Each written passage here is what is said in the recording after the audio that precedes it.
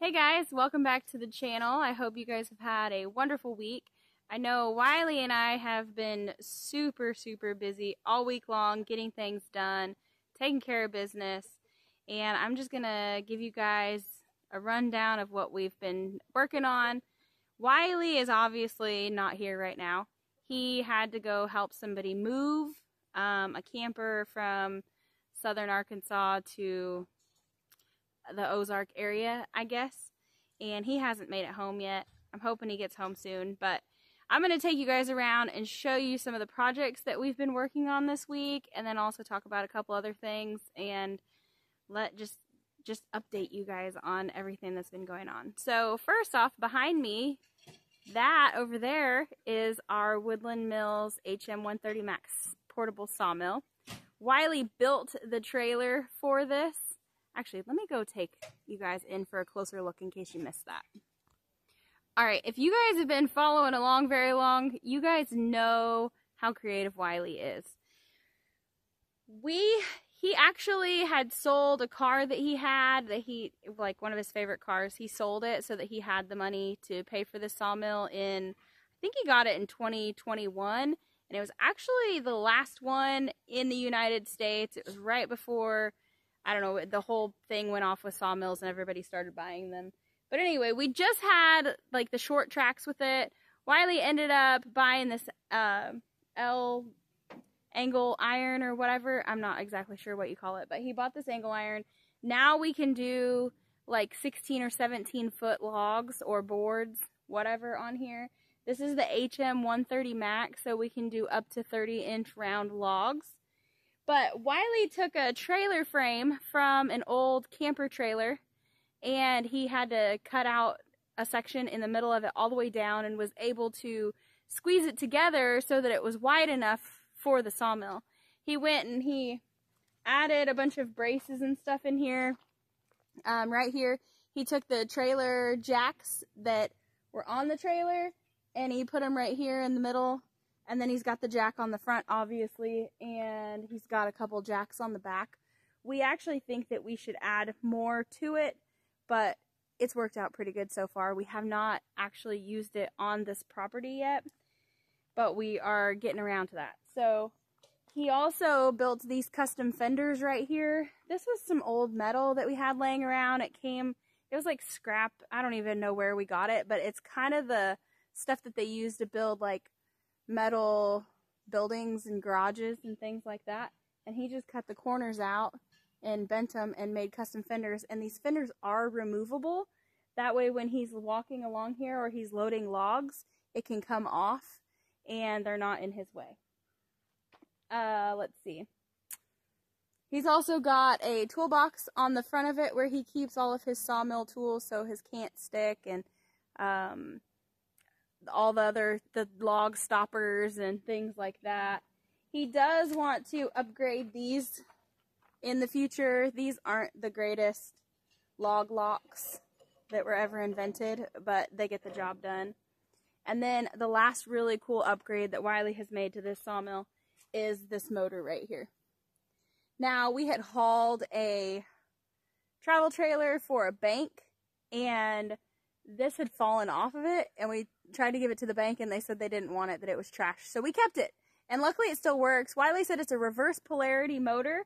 So now, instead of before, there was a crank handle here, and you can see the measuring guide right there, and he'd have to crank it up and down. And that can get really tiring when you're doing a lot of logs or a lot of wood. So he installed this motor here. He did leave this extra bit hanging out so he can take his impact and he can make it go up and down if he needed to or something like that. But he bought a reverse polarity switch, so now when he flips it this way, it makes it go up, and that way it makes it go down. And it sure makes his life a lot easier when he's working on this. So I guess that's enough about the sawmill. I actually wasn't even going to really tell you guys about the sawmill. My main thing was to tell you about the spot that he flattened out to put the sawmill. So let me get a little bit further away so that you can see. But you can tell it's uphill. That's our driveway that goes out. Here's our roundabout. so we can drive around. That's another project that Wiley's been working on. That is where our storm cellar is going to go eventually, when we can afford to buy rock for that. Then we can start making more progress on that space. But he had to cut a lot of this out so that he could get in here. And Michael actually cleaned this spot out a couple of weeks ago. We had shown you this. We were getting the tree out that we used as our beam on our tarp over here. I know this is a lot of information, guys, but this is what we've been working on. So I'm going to pause this and I'm going to go over there to talk about the next thing that we've been working on. All right, something that Michael and I, and actually me, Michael, Emily, and Hunter all worked on yesterday. Wiley has had to work several days this week, hauling rock and doing construction type work, and while that's a really great thing, we do miss him when he's not here to help guide us and help lead us in projects and things like that. So Michael and I and the kids did the best that we could. But we took this bigger rope right here. You can see that. So we took that rope and you can see that we weaved it up through the edge of the tarp. And then we went underneath that log up there and we went down the other side and we tied it off. That was because we wanted to add some extra structural integrity to the front of this tarp. Oop, Wiley's calling me. Hang on a second, y'all. Wiley's on his way home. That makes me really happy inside. I should probably get on cooking dinner soon. But anyway, so we're also going to take this thicker rope and we're going to weave it along this edge.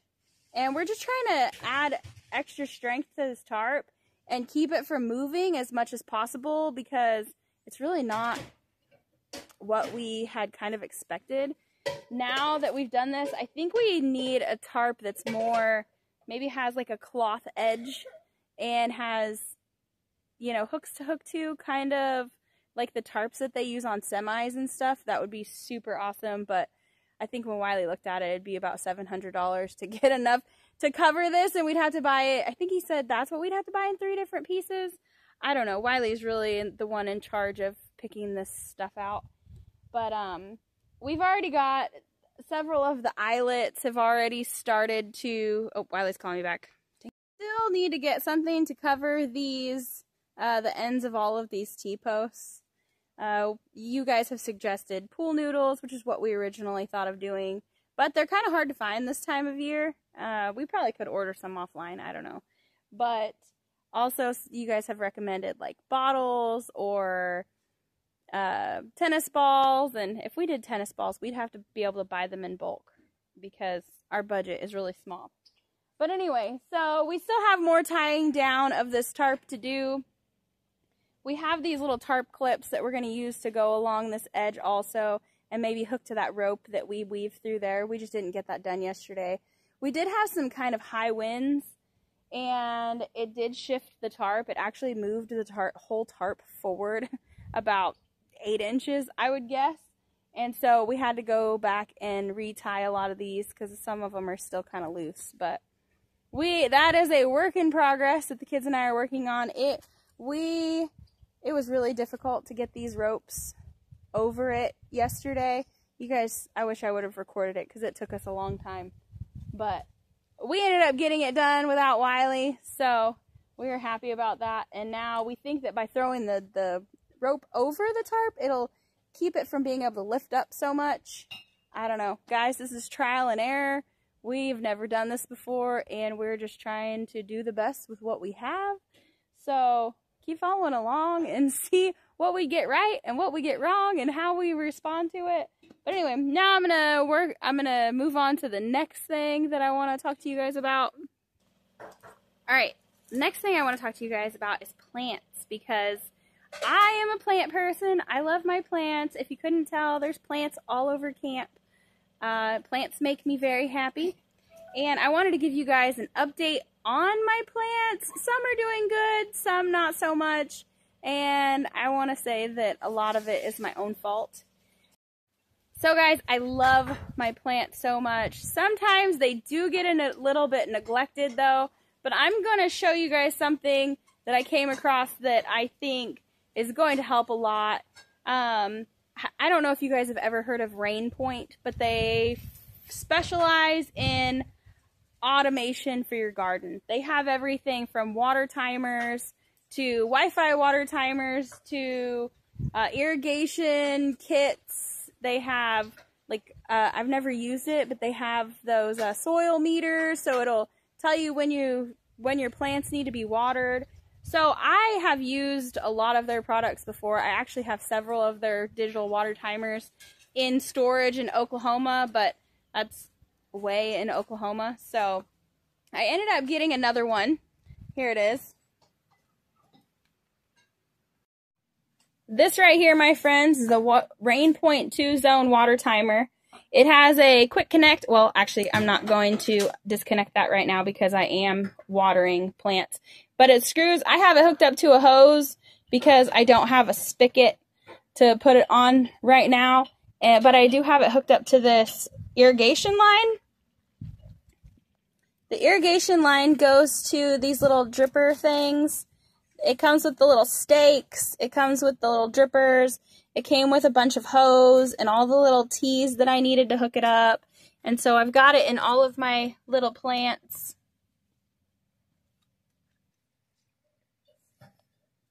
This kit was really, really easy to assemble. The only thing that I needed was a pair of scissors. As you can see, I am having some issues. I really need to prune my tomato plants, but my biggest problem is I forget to water them. I don't know how to explain it.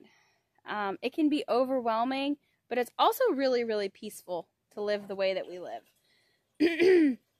So overwhelming, I mean, you know, there's extra steps in order to do anything. We can't just walk into our laundry room and wash and dry clothes. You know, we have a special kind of water system. We have to be very conservative with our water. We do have a well, but it doesn't produce a ton of water.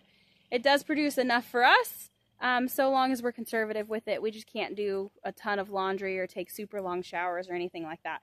And so that's one of the other reasons that I got this RainPoint system, is because I like that I can set it automatically. And when you're using a hose, you actually lose water through evaporation. And I'm trying to be as conservative as possible. So by having the water come out in this drip system and it slowly waters the plants, I believe that I'm conserving water. In addition to that, there's like this super cool app that, I mean, guys, there's an app for everything, but the RainPoint app is really, really awesome. You can go on there, you can turn it on and off from your phone. This particular RainPoint thing works with Wi-Fi or Bluetooth, which is really great. My favorite feature of all is that you can create a watering plan. And so it comes on when you tell it to. It waters for however long you tell it to. It shuts off all by itself. It totally automates your watering for your garden. This would also be really, really great if you are the kind of person that has like hanging baskets on your porch and you forget to water them. It came with everything that I needed to like attach the hose to wood so that I could have done hanging plants also. But I am not set up for that, and I don't have any hanging baskets. I wish I did. But anyway, I think that this is going to save my plants. It's going to save me time, and it's going to save water. So I highly, highly recommend RainPoint. This isn't the first time I've ever used anything of theirs. I've never had a product that I was disappointed in. And I'm hoping to come back with an update on my poor tomatoes in the near future. And hopefully they'll look a little more alive, because we've been so busy that honestly I have forgotten to take time to water them. And with how hot it's been, it's had to be, you know, they really need to be watered every single day. But now I've got this automatically set up, and so I'll walk you guys through the app and show you how that's done. It's super easy. The app is free, and it even has a rain delay. So when you share your location with the app, it will give you your forecast for the next, I think, 7 days. And if there's rain in the forecast, it won't water your plants. And you can set it to delay either 24 or 48 or 72 hours after it rains, and then it'll automatically pick the schedule back up. So it's really, really great for people who are busy and who want plants but don't always remember to water them. So, like I said, I highly recommend RainPoint. I've never been disappointed in any of their products I've ever used, and I think they're kind of an up-and-coming thing. I know I've seen their stuff in big box stores like Lowe's and Home Depot and things like that. You can find them in the irrigation section near all the sprinkler stuff. But anyway, let's move on to the next thing. I love my plants, guys, and I'm sad that they're looking sad. Like this one, it's all curly and looking really, really sad. But hopefully, between me and RainPoint, we'll be able to get them back on track. I know it's kind of late. I mean, tomatoes we're at the heat of the summer, and I'm hoping to keep these alive as long as possible. But we'll see. I don't know. I overwintered all of these tomato plants last year, but this year I don't have a warm place to keep them, so we'll see how it all works out. On to the next thing. Guys, the last thing I want to talk to you guys about is what I'm going to be making for dinner tonight. Michael had a great idea. He thinks that we should have Indian tacos for dinner, or fry bread tacos. So I am going to take some time to kind of show you guys how I do that. This isn't exactly going to be a cooking video or anything, but I'm just trying to share how awesome fry bread tacos are. They are so good if you've never had one. They're really easy to make, and I'm going to show you guys how. Dinner done. I'm just going to show you what we've got here. Yes, my kitchen is a mess. I just finished cooking, and we haven't even eaten yet. We'll clean up after dinner, but whatever. So first off, we have some ground beef and some chicken. I just seasoned it with salt, pepper, garlic, paprika, chili powder, and a little bit of cayenne pepper. I'm literally sweating to death. It's so hot. And then here's the fry breads that I made. They smell so good. Shredded cheese. Beans, I mixed pinto beans and black beans. We've got cilantro. It's on a separate plate because Wiley really doesn't like cilantro. Tomatoes, onions, bell pepper, fresh jalapeno, spinach, sour cream. The toppings, let me put one together and show you how this goes.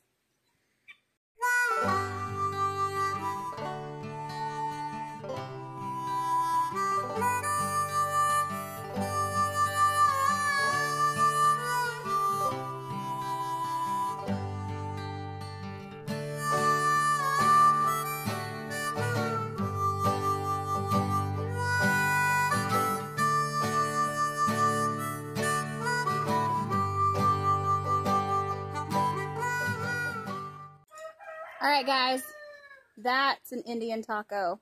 I hope you enjoyed this video. As always, don't forget to work hard, stay humble, and love God. Amen.